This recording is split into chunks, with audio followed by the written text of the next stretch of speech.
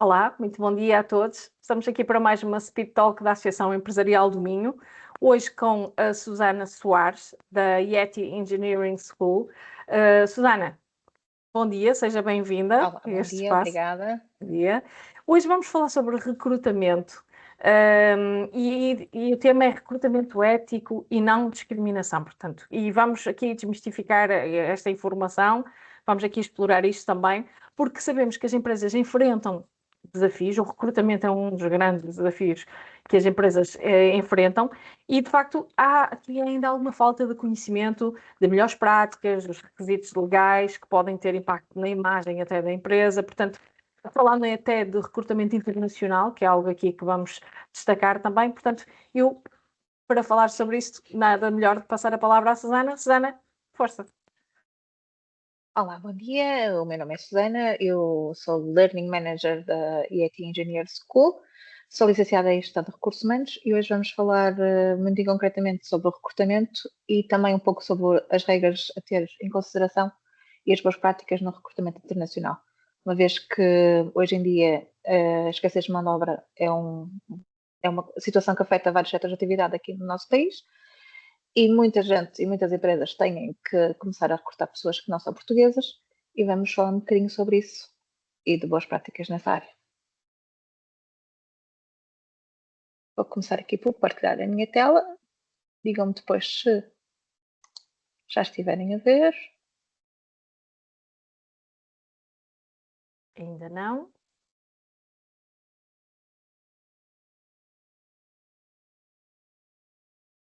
Vamos fazer isto de outra forma.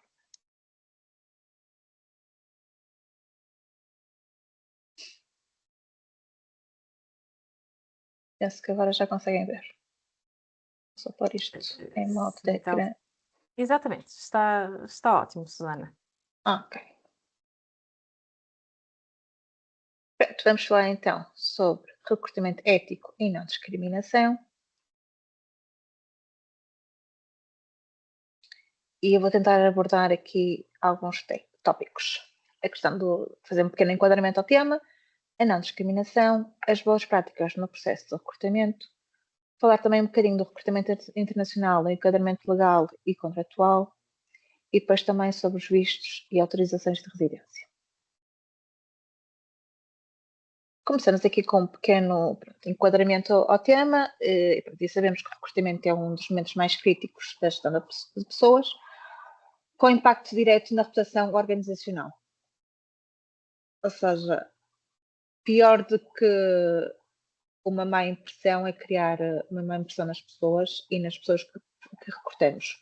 Se o nome da empresa estiver manchado no mercado, entre aspas, por ser um mau recrutador e por dar más condições de trabalho, é muito complicado depois nós conseguimos contratar mais pessoas. Por isso temos que ter o máximo cuidado e atenção no processo de recrutamento, porque estamos a lidar com pessoas, não podemos esquecer disso e temos que as tratar bem, quer no processo de vinculação, quer no processo de desvinculação. A adoção de práticas éticas e não discriminatórias garante processos de seleção justos, transparentes e alinhados com o princípio da igualdade de oportunidades e diversidade. E aqui, pronto, eu depois vou partilhar esta apresentação. O que se pretende é que, pronto, isto seja um guia orientador, vá, com os princípios orientadores e as práticas recomendadas para assegurar que os processos de atração e seleção de talento são conduzidos de forma íntegra, objetiva e inclusiva.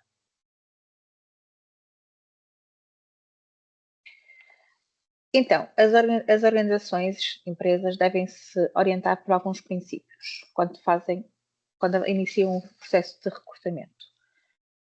Assegurar a igualdade de oportunidades em todas as fases do recrutamento e seleção, proibir qualquer forma de discriminação direta ou indireta, basear decisões exclusivamente em critérios objetivos e relacionados com a função, promover a diversidade como fator de inovação e sustentabilidade organizacional e garantir transparência e rastreabilidade dos processos de decisão, salvaguardar a confidencialidade e proteção dos dados pessoais dos candidatos. Também, nesta área, em paralelo, a questão da não discriminação, e não é admissível qualquer diferenciação de tratamento com base em idade, género ou identidade de género, orientação sexual, estado civil ou situação familiar, origem ética ou nacionalidade, religião ou convicções, deficiência ou condição de saúde, opinião pública, situação socioeconómica. Todos os candidatos devem ser avaliados exclusivamente com base nas suas qualificações, competências e experiência relevante para a função. Isto é muito fácil por exemplo, a questão do género, pronto, e eu vejo isto muitas vezes, porque nós diariamente vimos anúncios nas redes sociais e nos jornais, agora mais nas redes sociais. Por exemplo, a questão do género, entre parênteses, por exemplo, procura-se técnico, entre parênteses, técnica de recursos humanos. O entre parênteses do A está a inferiorizar o sexo feminino. Não se deve usar entre parênteses, deve-se usar uma barra e um A seguir, por exemplo. Isto é uma prática que a maior parte das entidades não usa, mas segundo a Comissão para a Igualdade de Género, é isto que se deve usar quando fazemos linguagem inclusiva. Não os parênteses, mas, por exemplo, a barra. Porque os parênteses é quase como se nós estivéssemos a inferiorizar, porque normalmente nós usamos os parênteses para explicar as coisas que estão à frente. E pronto, e por isso nunca se deve usar os parênteses, deve-se usar as barrinhas.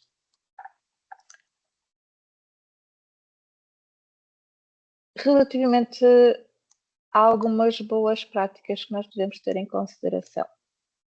E eu vou ter que fazer aqui uma troca, porque os meus fones estão a ficar sem bateria. Eu vou-vos passar aqui para o som da televisão. Se vocês me continuam a ouvir. Sim, conseguimos ouvi-la muito bem. Ok, sim. pronto. Pronto, relativamente às boas práticas no processo de recrutamento, devemos começar por definir o perfil da pessoa que vamos contratar, elaboração e de descrição de funções ajustadas a funções operacionais e de supervisão. É importante definirmos o perfil para qualquer tipo de função, quer seja para o empregado de limpeza, quer seja para o gestor de qualidade ou para o gestor de topo, porque também uniformiza as boas práticas das empresas e torna o processo mais transparente. A definição clara de requisitos técnicos obrigatórios, são precisos uma certificação especial, por exemplo, os técnicos da HST têm que ter um CAP associado. Se for um manobrador, precisa de um CAP também de manobrador. Se for um formador, precisa de um CCP de formador. Tudo que seja obrigatório para a função deve também estar clara nos requisitos e no perfil da função. Eliminação de critérios não essenciais, como robustez física presumida ou disponibilidade total, quando são estritamente exigidos pela função, e diferenciação entre requisitos legais e preferenciais. Devemos ter bem em questão divididas estas duas coisas.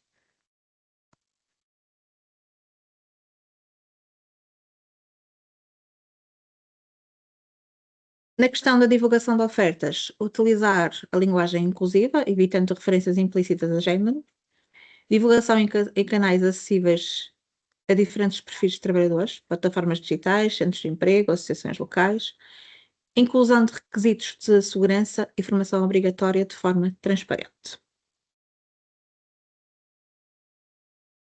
Relativamente, quando já na fase de triagem de candidaturas, devemos ter em conta critérios objetivos relacionados com experiência em obra, domínio técnico e cumprimento de normas de segurança. Consideração eu pus aqui em obra porque, pronto, é o setor de atividade com que nós mais trabalhamos, mas experiência no setor de atividade da qual seja a empresa, vá. Consideração de competências adquiridas por via de experiência prática e não apenas por certificação formal. Análise cega de candidaturas sempre que possível. E isto é muito interessante e pode ser feito até com a ajuda da inteligência artificial. Nós podemos criar uma pequena aplicação com acesso à inteligência artificial que faça esta triagem curricular por nós e até faz com que seja mais objetiva, porque pronto, as pessoas têm a tendência a ser mais subjetivas do que as máquinas. As máquinas não são. Nós dizemos só os critérios que nós precisamos e eles até podem fazer esta triagem por nós. E deve haver também um registro documentado das decisões, especialmente em processos massificados e de recrutamento, para depois também termos a certeza que as pessoas que que vão ocupar a nossa posição depois de nós estejam por dentro de todos os processos que aconteceram.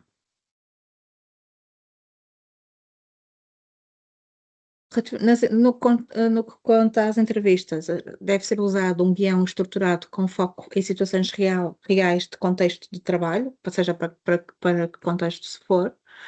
Avaliação de competências técnicas, comportamentais e de segurança estão proibidas e devem ser evitadas. Questões relacionadas com idade, nacionalidade, estado civil ou situação familiar. Eu percebo que estas situações sejam necessárias para sabermos, até para saber o enquadramento fiscal, mas pronto, mas isso basta saber isso depois de decidirmos se a pessoa vai ser contratada ou não. E a sensibilização dos entrevistadores para evitar decisões baseadas em estereótipos associados à capacidade física ou à origem. Quando tomamos a decisão final, devemos ter em conta a comparação dos candidatos com base em critérios previamente definidos e relacionados com a função, a justificação documentada da seleção e a comunicação transparente aos candidatos.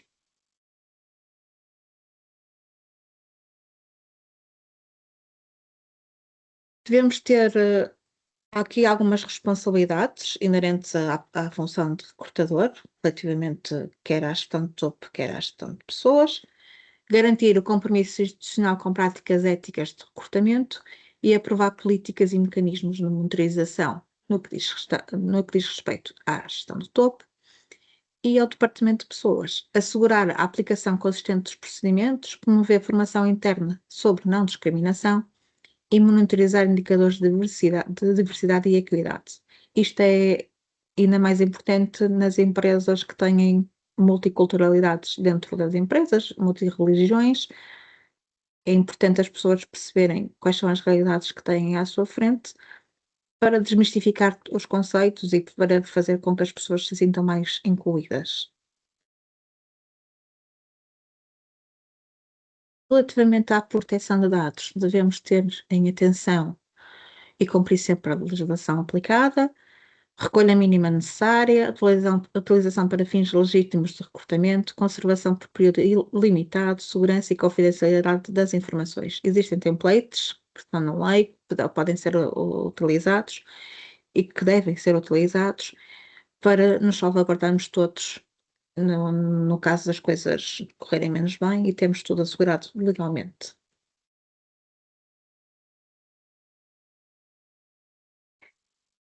Como eu já disse previamente, devem ser asseguradas algumas ações de formação, sensibilização, de modo a avisar estes temas do comportamento ético, a sensibilização para vieses inconscientes e a atualização sobre o enquadramento legal aplicável.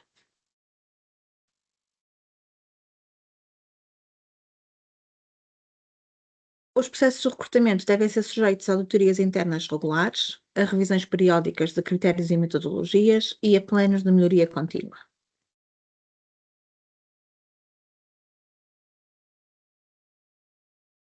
Devem ter em consideração o enquadramento legal.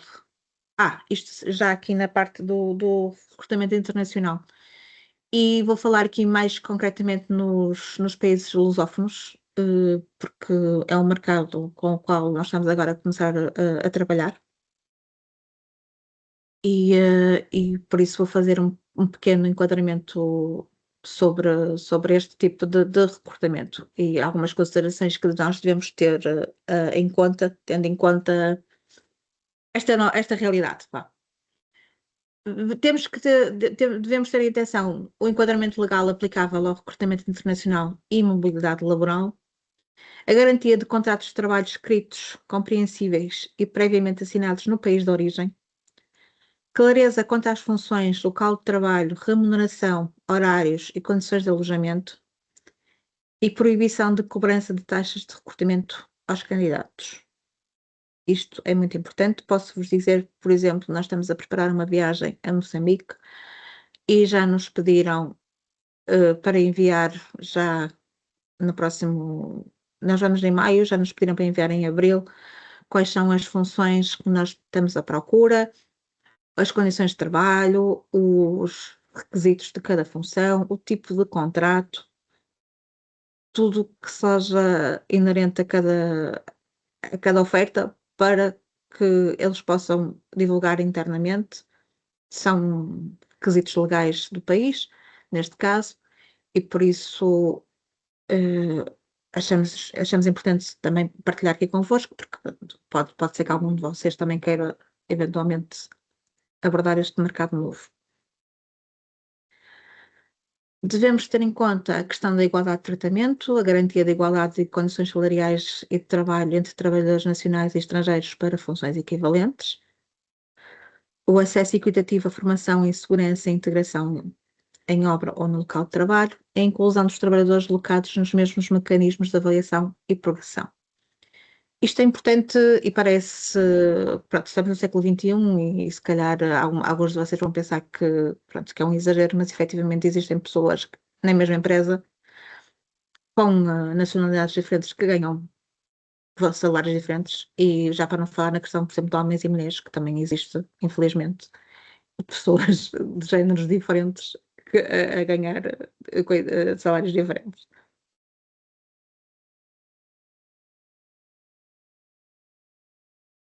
Nestes países também é muito comum e frequente usarmos parceiros locais para serem nossos intermediários, porque pronto, nem todas as empresas conseguem ter localmente pessoas que possam fazer este recrutamento.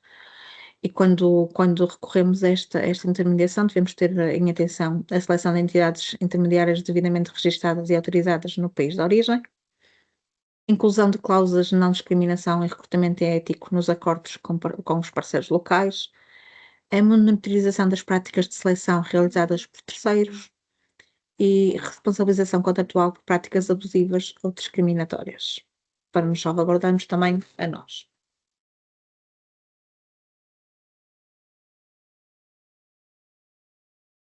Assim que recebemos as pessoas cá em Portugal, devemos garantir condições dignas de alojamento, transporte e acesso a cuidados de saúde, o apoio na regularização, documentação e processo e legislação em Portugal, ou seja, a ajuda nos agendamentos com a AIMA e ajudar também nos processos, dar-lhes também as folgas e o tempo que eles precisam para conseguir fazer estas marcações e deslocarem-se a estes organismos.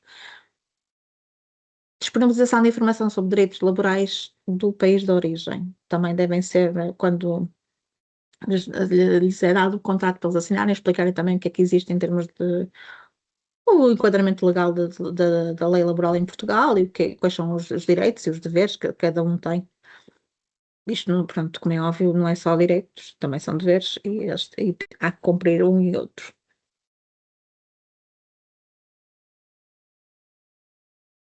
Dar também, quando aplicava a formação inicial em normas de segurança, sensibilização intercultural das equipas de supervisão, e isto é importante, e eu agora, pronto, vou puxar aqui a brasa um bocado a minha sardinha, mas sim, em contexto de obra é complicado, estamos a falar de pessoas com alguma idade e é importante sensibilizá-los para estas novas nacionalidades, para estas novas realidades, para que depois as pessoas que venham de novo sejam bem acolhidas e se sintam bem integradas, porque também nós pretendemos que as pessoas, quando recrutamos as pessoas, é para elas ficarem cá há algum tempo, não é para serem logo na primeira oportunidade que tiverem.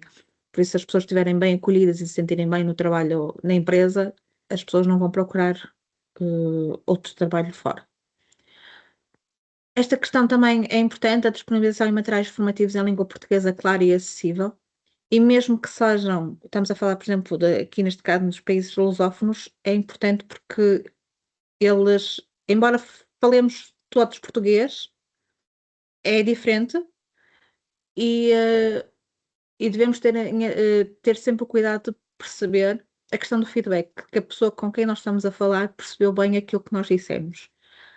Eu acho que devemos tentar usar sempre uma linguagem muito simples, muito clara, falar devagar e perceber mesmo. A questão do feedback é muito importante, perceber se as pessoas perceberam aquilo que nós dissemos. Eu agora sinto que disse perceber muitas vezes, mas pronto, peço desculpa.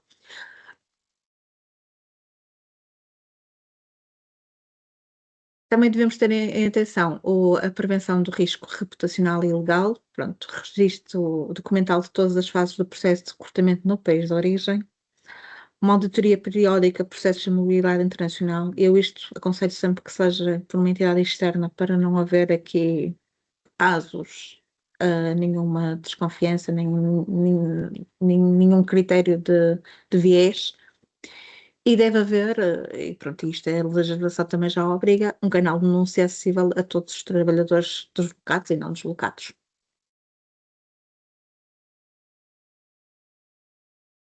No que concerne, pronto, aos vistos e autorizações de residência. Pronto, a entrada e a saída do território português efetuam-se pelos postos de fronteira. São sujeitos a controle dos postos de fronteira os indivíduos que entrem em território nacional ou dele saiam, sempre que provenham ou se destinem a estados que não sejam parte da Convenção de Aplicação. Em Portugal, o controle fronteiriço aeroportuário encontra-se a cargo da Unidade Nacional de Estrangeiros e Fronteiras, que foi criada com a extinção do CEF, e da PSP. Para a entrada ou saída do território português, os cidadãos estrangeiros têm que ser portadores de um documento de viagem reconhecido como válido.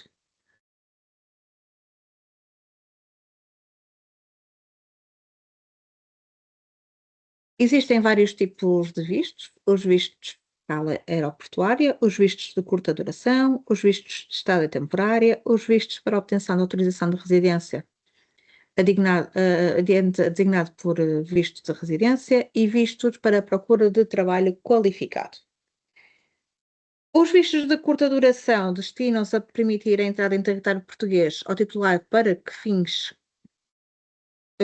que não justifiquem a concessão de outro tipo de visto, ou seja, trânsito, turismo, acompanhamento de familiares, coisas que sejam mais rápidas. Existem também uns vistos de curta duração para trabalho sazonal, que podem ter um período igual ou inferior a 90 dias. Por exemplo, existem vistos para apanha de fruta, por exemplo, no Alentejo, há entidades que usam este tipo de visto. Os vistos de estada temporária destinam-se normalmente para tratamentos médicos, exercício aqui em Portugal de uma atividade profissional independente, exercício de uma atividade de investigação científica em centros de investigação altamente qualificados, ou então de atividade desportiva.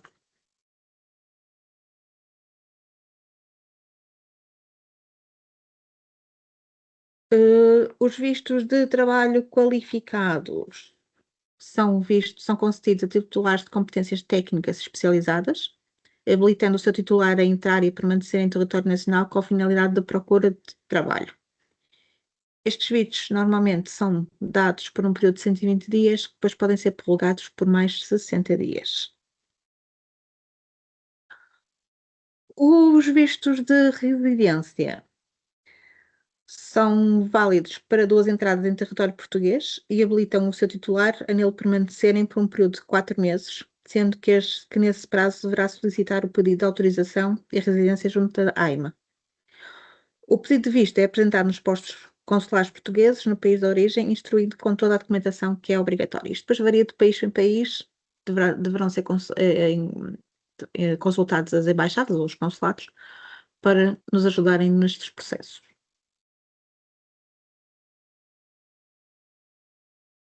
Relativamente às autorizações de residência, existem também autorizações de residência temporárias e autorizações de residência permanente.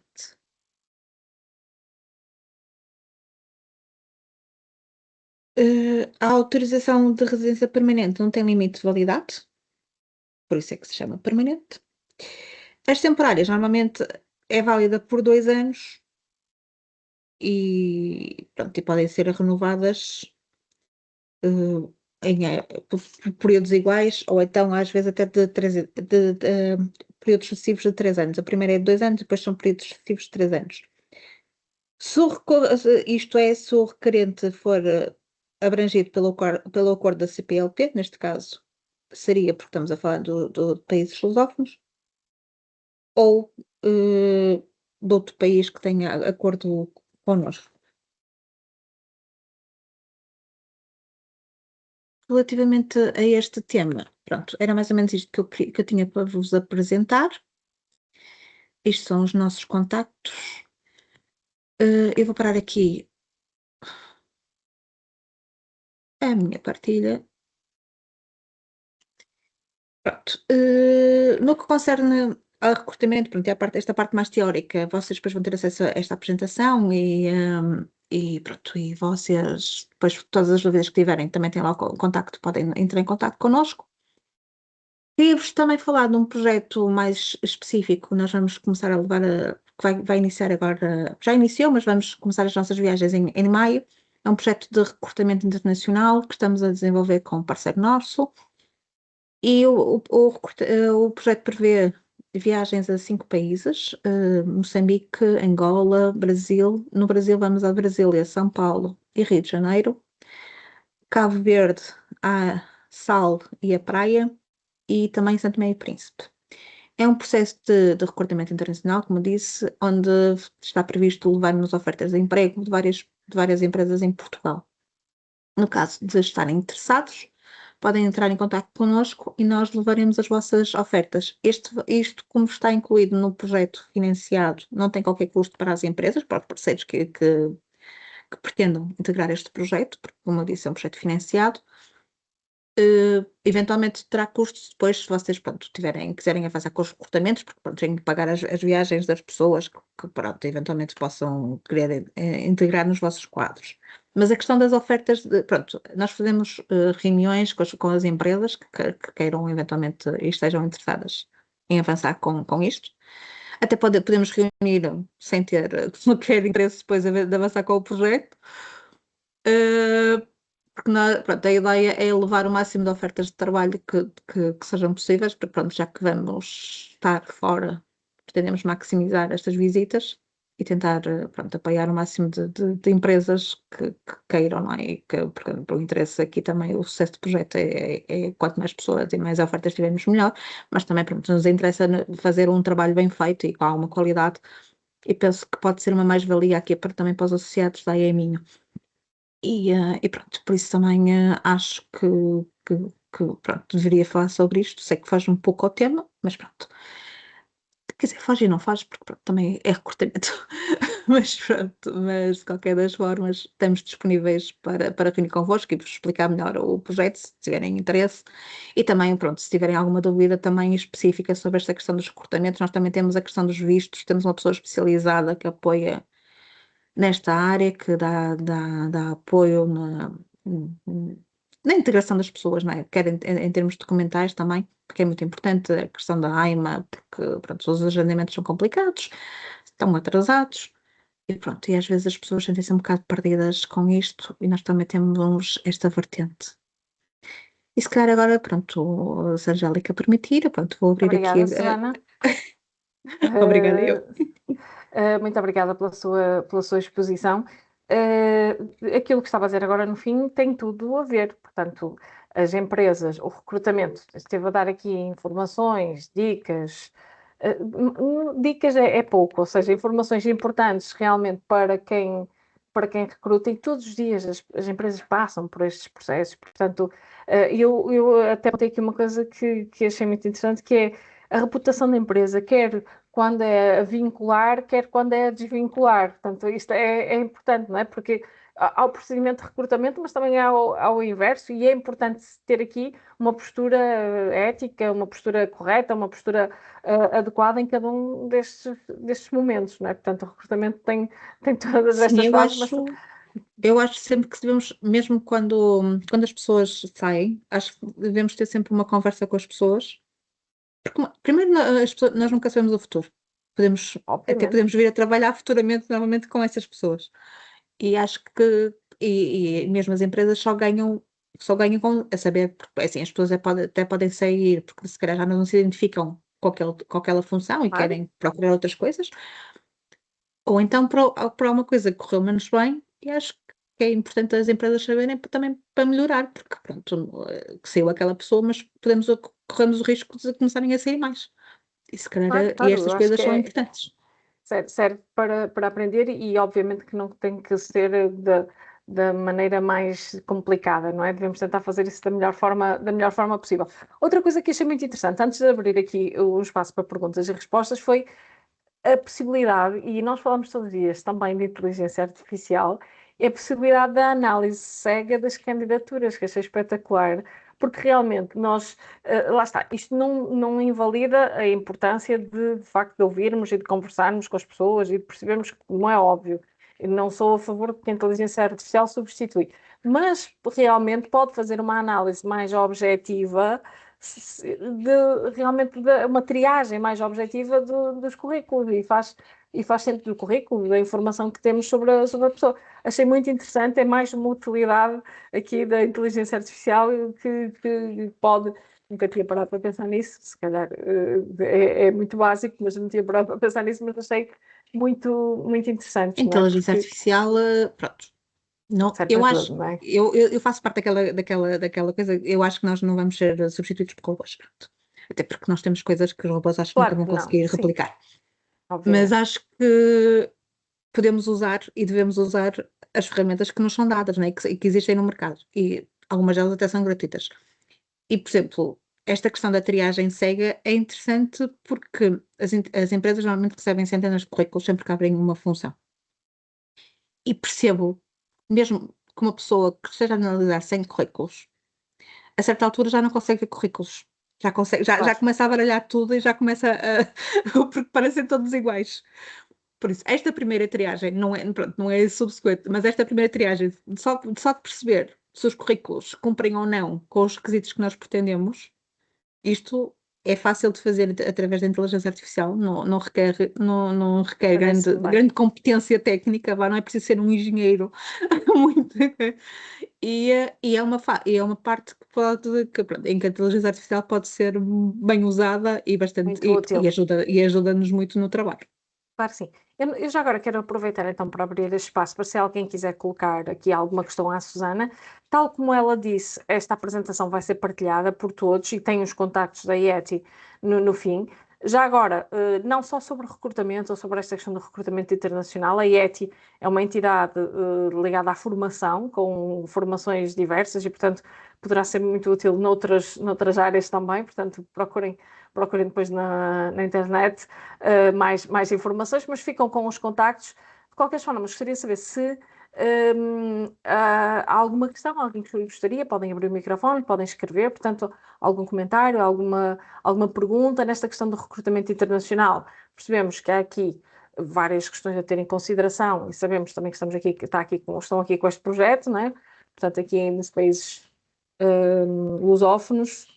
Portanto, não sei se há alguém que gostaria de aproveitem que temos a Susana disponível para responder aqui a algumas questões. Portanto, se quiserem escrever ou falar. Acho que não, Susana. Estas questões efetivamente do recrutamento, e eu até entendo também que as empresas até queiram falar mais diretamente também, porque são muito específicas de cada empresa, são muito, e vezes é muito pessoais, são muito próprias de Sim, cada sim, empresa, percebo. não é? Portanto, de qualquer forma, eu acho muito interessante este projeto que vocês têm. Acho que é muito importante e as empresas devem aproveitar, já que vocês vão visitar todos esses países, visitar no sentido profissional, mas visitar para levar as ofertas de trabalho que vão de cá, portanto, e tentar perceber o que é que há de lá, que mão de obra é que há que corresponde a essas necessidades. Portanto, isto é algo que falamos tantas vezes, mas que realmente aqui a ETI está a meter mãos à obra e vai mesmo fazê-lo. Portanto, é uma coisa que se fala, mas que não se faz ainda assim tanto. E, portanto, ver que necessidades há cá, precisam de quantas pessoas, com que características, para desempenhar que funções, e de facto tentar buscar essas pessoas para trazê-las para cá, para colmatar essas necessidades. Portanto, eu acho isso um excelente trabalho. e por isso dou-lhes os parabéns também por isso, portanto vou ter aqui realmente muito trabalho a perceber aqui. Sim, e são viagens que, pronto, dão algum trabalho a preparar, porque efetivamente não queremos chegar lá de mãos a abanar e também queremos ir já com tudo muito agendado e programado, porque, pronto, são viagens de 5 dias, não é assim tanto tempo quanto isso. E pronto, já estamos a fechar a agenda, por exemplo, para maio, para termos, pronto, para contactar com o Ministério do Trabalho, o Ministério da Juventude, as faculdades, as escolas profissionais. Ou seja, aqui há alguns agentes chaves que nós sabemos que podem ser úteis também depois para conseguir parcerias pronto, para este projeto em concreto e para o futuro, porque eu acho que aqui também a ideia é abrir aqui portas para que depois as empresas portuguesas saibam com que entidades é que devem contactar nestes países e que saibam que são fiáveis e que podem ajudar efetivamente depois no preenchimento das lacunas que têm em termos de recrutamento. Porque, pronto, como nós sabemos, também há aqui muita gente que às vezes vende gato por lebre e pronto, a ideia aqui também é conseguir parcerias com parceiros do Estado também e parceiros que nós sabemos que são confiáveis e que nos podem efetivamente trazer mais valias, quer para os nossos parceiros enquanto IETI, mas também para outras empresas que se queiram associar a nós neste projeto e no futuro, pronto, porque eu acho que são contactos e este networking é importante depois também para divulgarmos junto dos outros parceiros, mesmo depois na EMIN podemos depois no fim do projeto também até fazer um novo balanço e ver aqui alguns contactos que possam ser também interessantes para vocês, para partilharmos todos, porque eu acho que acho que o networking e este trabalho em rede é muito importante e porque juntos somos mais fortes, é facto e é verdade. E acho que todas as empresas e se todos pensamos assim, acho que ganhamos todos com isto. Sim, concordo totalmente e sim, eu acredito que haja muitos empresários que por vezes têm receio de facto de não estar a lidar com entidades tão confiáveis ou com quem possam, e isto possa causar aqui algumas dúvidas. Portanto, realmente saber que há uma entidade lá de cá, séria, que está a tratar de fazer a ponte, e depois que há entidades sérias do lado de lá, portanto, sérias, confiáveis, Sim, sim. e que realmente com quem se pode trabalhar, eu acho que isso é extremamente importante e por isso dou-lhes os parabéns também, mais uma vez, por isto que estão a fazer. Obviamente, falamos aqui de muitas coisas, eu registrei algumas coisas porque acho que é sempre muito interessante, mas sim, quando falamos de recrutamento temos que falar de direitos e de deveres, sim, há aqui muitos aspectos a ter em consideração e sim, e quando estamos a falar de pessoas que vêm de fora, esta questão de realmente de falar com eles de forma clara, de forma próxima, de tentar realmente que percebam bem aquilo que está a ser dito, é muito importante. Eu já assisti a situações em que realmente era difícil de comunicar e se não for, se a mensagem não for bem passada, nem é bom para o empresário, nem é bom para o colaborador, não é? Portanto, isto realmente depois há más interpretações que acabam por não correr tão bem. Portanto, acho que é muito importante e todas aquelas dicas que deu me parece que são realmente mesmo muito importantes para as empresas. Quer para as que ainda vão ter, quer para as que já têm colaboradores estrangeiros, portanto, acho que é extremamente importante.